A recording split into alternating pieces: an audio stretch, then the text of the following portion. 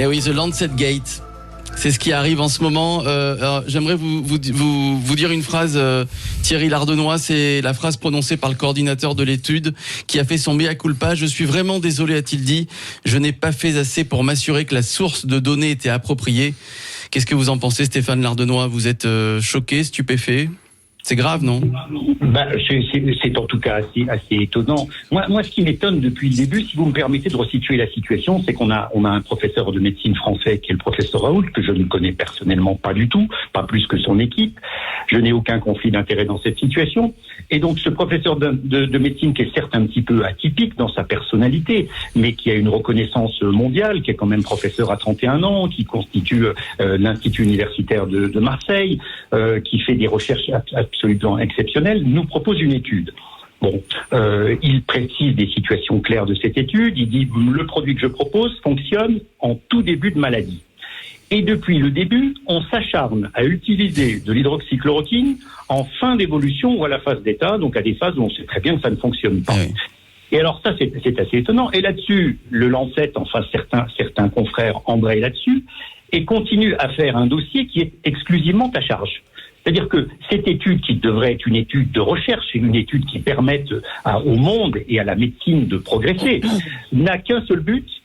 Le seul but, c'est de discréditer l'hydroxychloroquine. Elle ne nous dit pas si les autres molécules sont intéressantes, elle ne nous dit pas si les malades vont mieux sans traitement avec un autre traitement, elle nous dit l'hydroxychloroquine est mauvaise.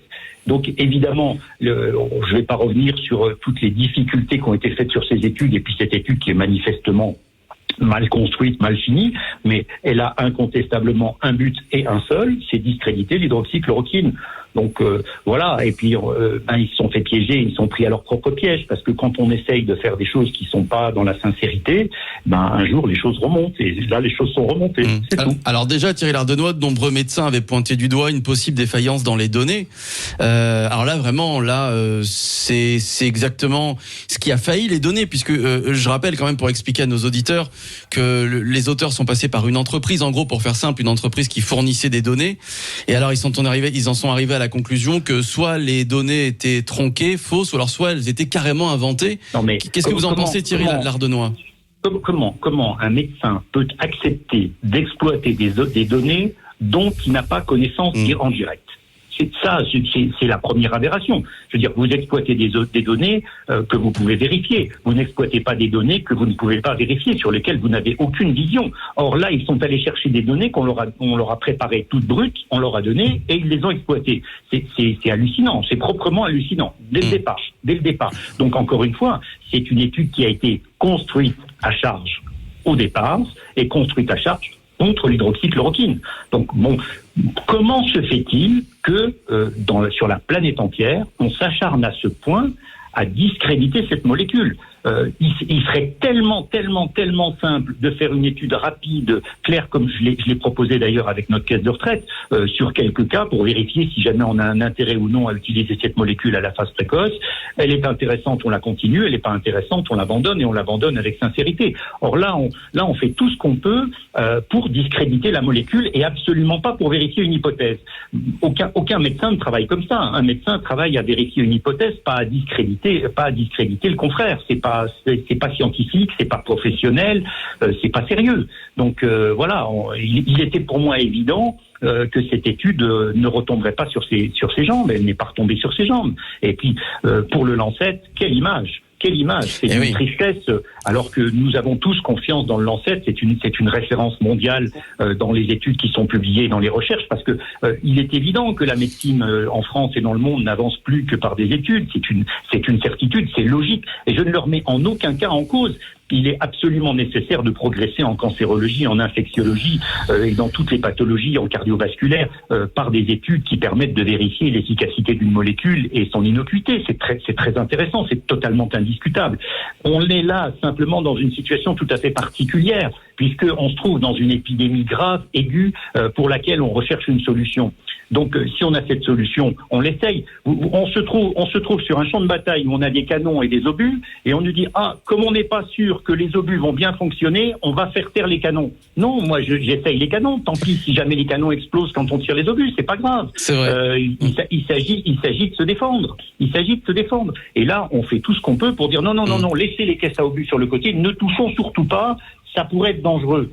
Oui, sauf que si ça l'est pas, ça sauverait des vies. C'est vrai que c'est exactement ce qu'on a pensé quand on a remis en cause l'hydroxychloroquine. Alors votre métaphore militaire plaît beaucoup à Philippe David, je le sais, mais c'est vrai, mon cher Philippe, que quand on a un médicament, en plus, on sait que l'hydroxychloroquine n'a pas de grands effets secondaires, donc on comprend pas pourquoi on ne peut pas essayer l'hydroxychloroquine sur des personnes. Évidemment, on l'a dit, on le redit, en début de maladie, et ça a été prouvé à Marseille que ça a sauvé énormement de vies. Philippe David. Non, mais comme l'a dit le docteur Lardenois, on a fait preuve d'une mauvaise foi dans ce domaine.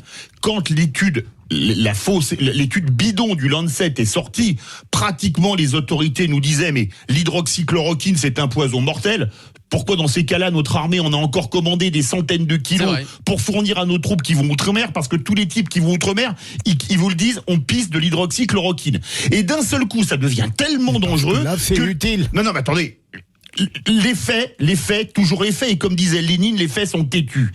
Le ministre de la Santé tweet le week-end, et bizarrement, on interdit le protocole d'hydroxychloroquine le jeudi à une vitesse supersonique. Alors que pour des médicaments dangereux, je pense par exemple au Vioxx, il y en a eu d'autres, le Distilben et compagnie, on a mis des années et des années. Donc moi je pose la question, pourquoi cette précipitation dans un cas avec des études falsifiées?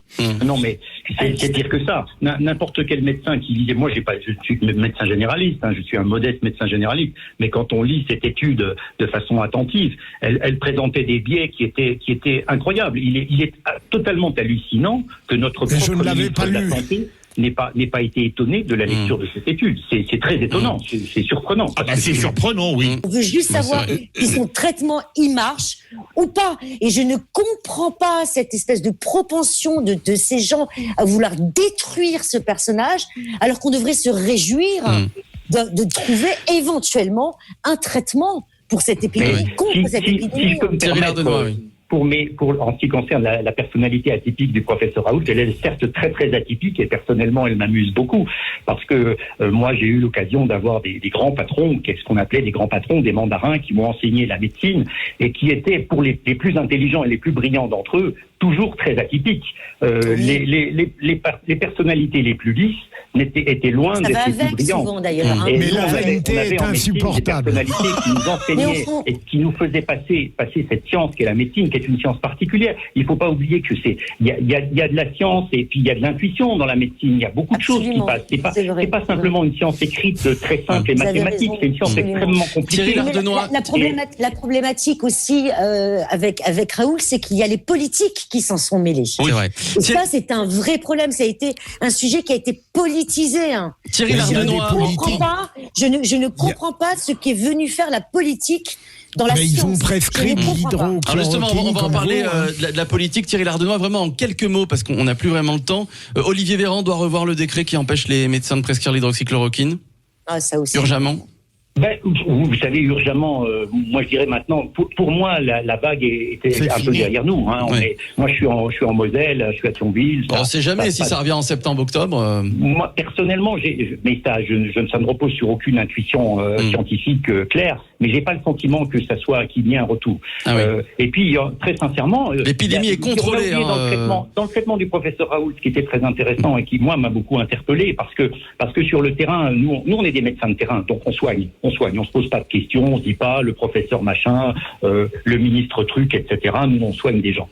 Et donc on avait observé, pas que moi, tous mes confrères de terrain par ici, ça fait un moment, depuis le début de cet hiver, nous observons de façon très étonnante que l'azithromycine fonctionne beaucoup plus que les autres molécules. Habituellement en hiver on utilise des pénicillines parce que les gens vont pas bien, ils nous font des petites angines, des bronchites, des choses comme ça, on met des pénicillines. Et on voyait très bien cet hiver que ça ne fonctionnait pas du tout. On était obligé de revenir à des macrolides, dont l'azithromycine, qui est une molécule que moi j'utilise depuis très très très longtemps, que j'aime beaucoup, qui a beaucoup d'autres qualités que celles que le professeur raout vente. Et donc, on s'apercevait dès le début de l'hiver que ces macrolides avaient une place dans la pharmacopée, dans la thérapeutique de nos patients sur le terrain.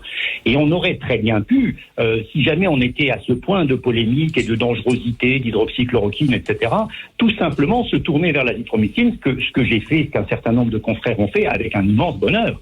Parce qu'il faut bien savoir que les médecins de terrain qui sont restés en présentiel ont continué à soigner leurs patients, à les traiter, et que ça s'est pas si mal passé que ça pour les patients qui ont bien voulu leur faire confiance. Merci.